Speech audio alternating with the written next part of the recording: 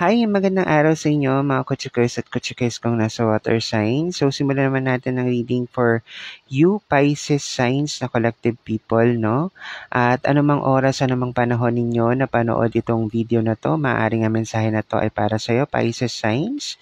At muli ay inuulit ko lamang na kung hindi tumutugma sa inyo ang ating reading, skip nyo na lamang po ang video at maghanap po kayo ng sun, moon, and rising signs sa inyong natal chart or birth chart, no, na aakma po sa inyo po or magpi-fit. For example, since you're a Pisces sign, meron sa mga sun, moon, and rising signs mo na ibang zodiac sign. Like for example, Aries, no? Look and find for an Aries video love reading and then tingnan mo kung magtutugma sa iyo yun. Okay? Napaka-easy lang po nun, no? Para hindi po kayo magko-comment palagi na or may iba nagko-comment sa inyo na nagsasabing hindi tumutugma ang ating reading, no? Ayun. So, let's begin for your reading, mga Pisces signs. Okay. So, you have here Temperance.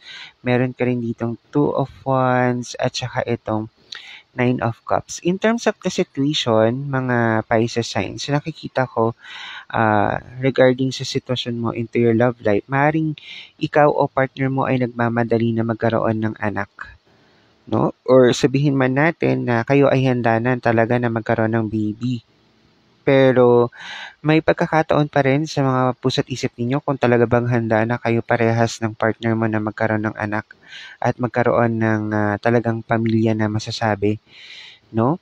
And nakikita ko rin ng ilan sa inyo marahil, no, ay yun, magbuntis this coming days para sa mga kababaihan natin na Pisces signs.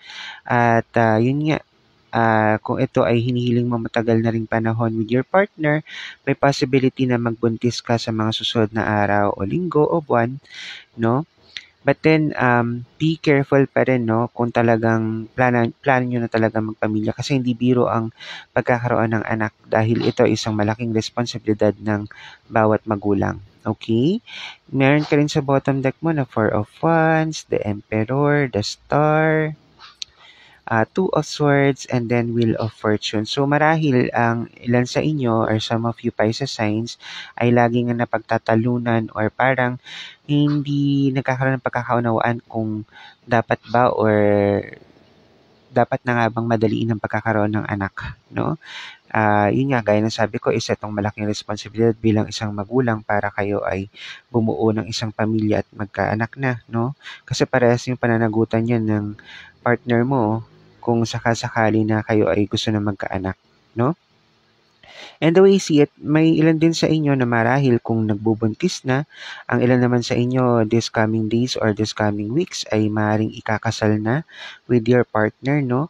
Due to some circumstances, marahil kasi ang isa sa pamilya ninyo ay may pagka-conservative type, no? Ibig sabihin nito na kailangan kayo ay maiharap muna sa dambana ng simbahan, no? Kumbaga, tahanan ng Diyos para kayo ay ikasal muna bago nga magkaroon ng anak. Sa hindi inaasahang pagkakataon, maaring ilan sa inyo nagbuntis nang hindi inaasahan. At yun naman, nakita ko naman na ang partner mo ay very much willing naman to support you and then, kumbaga talagang pakasalan ka. No? So some of you may be able to have a wedding kasi may celebration dito. Yun, and marahil ito yung hinihiling ninyo matagal ng panahon, no? Para sa inyo na ring mag-partner, no? And as of today, nakikita ko na magiging maganda naman ang relationship flow for you and your partner, no? But some of you needs to be careful kung hindi rin naman talaga handa pang magbuntis at biglang nagbuntis, no? Ay kailangan pa rin ipaalam to sa kanilang mga partner para alam din ng partner ninyo kung anong magiging solusyon at paraan um, para maging maayos yung relationship ninyong dalawa at papaano nyo i-handle ang ganitong sitwasyon, no, na kayo ay kung sakasakaling magkakaanak na. Yun. Okay? So, yun. Maraming salamat po sa patuloy na pagsuporta at pagsubaybay.